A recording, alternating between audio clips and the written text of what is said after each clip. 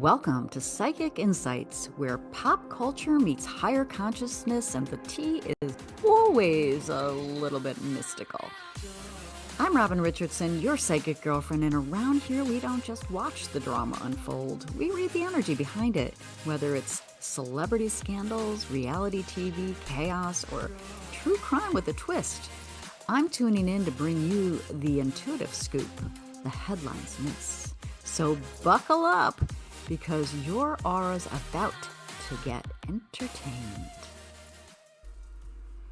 Welcome back to my channel. It's Robin Richardson, your psychic girlfriend, and this is Psychic Insights. And today I'm going to do something a little different. It's not a legal breakdown of the Laura Owens case, our girl Laura. And it's not a rebuttal or an argument. It's a spiritual inquiry.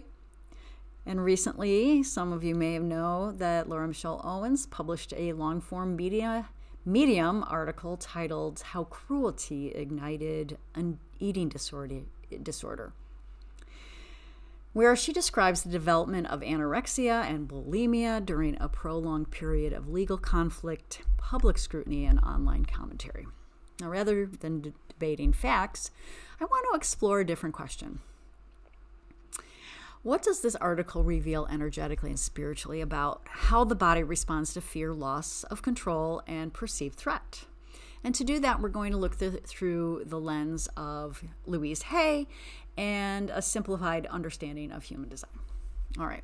So who was Louise Hay? And those of you who are interested in mind-body connection, Louise Hay was one of the pioneers of mind-body healing movement, and long before it was mainstream, she taught that the body is not random and it's not betraying us.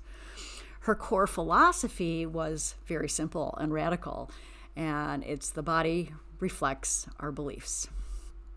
And she explored this most famously in her book called You Can Heal Your Life, and later expanded in works like Heal Your Body, where she outlined the emotional and mental patterns associated with physical symptoms. Louise never taught blame, and she never taught punishment. She taught responsibility paired with compassion, and that distinction matters in this conversation. So I asked, my spiritual inquiry was, let's talk about, eating disorders from the perspective of Louise Hay. And according to her, eating disorders are not about food. They reflect deep self-rejection or fear of life, fear of taking up space, a refusal to receive nourishment emotionally and spiritually, and a need for control when life feels unsafe.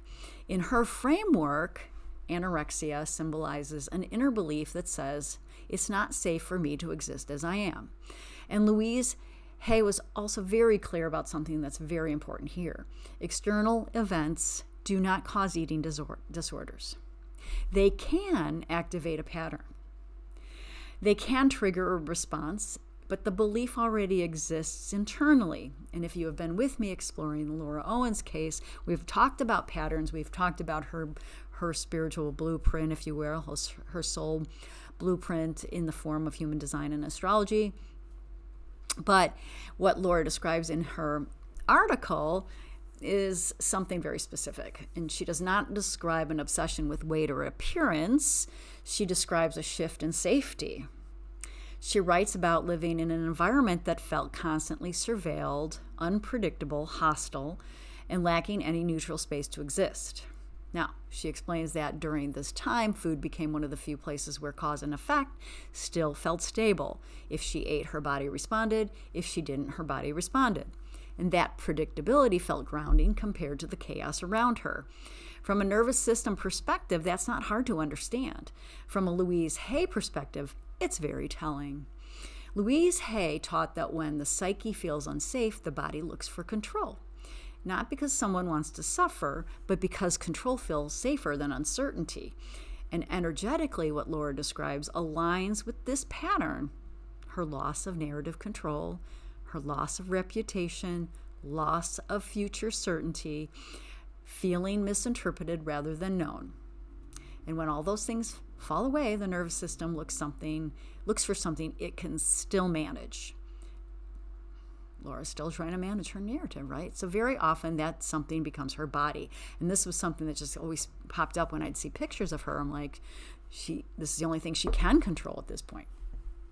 So not eating becomes a sense of agency, a way to regulate fear, a way to feel calm, and a way to say, this is still mine. And Louise Hay would call this coping, not healing. All right, so I want to bring in the human design layer, because human design, I'm not going to talk about the technical chart, but I'm going to talk about the pattern.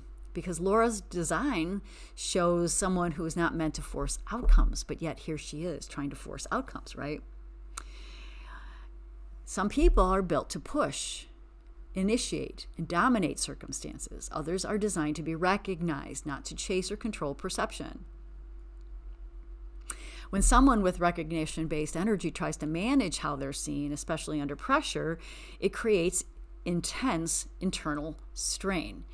If recognition doesn't come, the emotional experience often turns into resentment, bitterness, and a sense of being wronged or unseen. And that bitterness doesn't come from cruelty alone. It comes from misalignment on how energy is meant to move. And when we have been looking at Laura and her pattern, her family patterns and dynamics, it makes sense to me why this pattern has existed for so long. It doesn't excuse her behavior. We're already down that path. We know that. Her behavior is, she's an adult. She, reaps what she sows. But when we're talking about this pattern of self-worth that's under pressure, and when her worth isn't anchored internally, her body often becomes a battleground. The control replaces trust. Restriction replaces safety. Withholding replaces receiving. And Louise Hay taught that eating disorders reflect a belief that nourishment, whether it's love, care, truth, is not deserved. So the body mirrors that belief. And this isn't a moral judgment, it's a symbolic communication. So my spidey senses say, Laura has never felt safe. And when you look at kind of that family dynamic, and we don't know what went down in her family. We don't know, again, not excusing her behavior, but the seed was planted early in her life, right? All right. So Laura, in her article, also describes emotional overload, fear, stress, and constant vigilance. No doubt. And Louise Hay taught that when emotions are not processed gradually, they lodge in the body. And restriction can quiet emotional noise. Control can soothe anxiety. And withdrawal can feel protective. But spiritually, withdrawal does not heal the wound. It only asks the body to carry it alone. All right. So I wanted to go a little further, and I pulled some cards because I wanted to look at this energetically. And the symbols that came through were the clouds, sun, key, tower, and coffin, which are telling. The clouds reflect confusion and fear. The sun reflects exposure and visibility. The key shows that responsibility and healing are available. And the tower reflects isolation and defensive identity. And the coffin reflects the end of a coping mechanism that can't continue.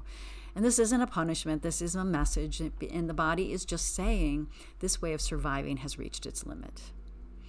So, Louise Hay would not argue with Laura's experience of stress or fear, but she would gently redirect the focus inward. She would say, healing doesn't begin when the world changes. It begins when the inner belief that I am unsafe is addressed. And she would remind us that control is not safety, and explanation is not integration, and coping is not healing. The body doesn't need a better argument. It needs safety, truth, and self-acceptance. And as an adult, Laura, that's your job, to internally create safety by facing your fears, by facing your, taking accountable for everything in your life. And I liked the piece about that healing is available, because no matter what occurs, And I really hope from from my heart that Laura starts to heal. But healing cannot occur if she's going to continue to try to control a narrative, because her narrative isn't reality. Okay.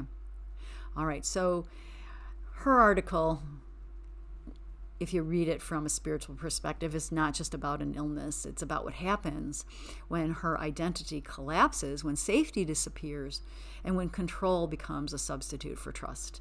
And Louise Hay taught us the body never betrays us, and it speaks when the self cannot. And I'll leave you with an affirmation inspired by her work. So if you're struggling with something in your body right now, just say, I choose to create safety within myself. I release the need for control, and I allow nourishment, truth, and compassion to return. Thank you for being here. Thank you for supporting my work. And if you like this kind of material, like and subscribe and share with someone who might need to hear this. I'm all about patterns and energy, and it's fascinating to look at people and what they do from a different lens. And I hope you enjoyed it, and I'll see you in the next one.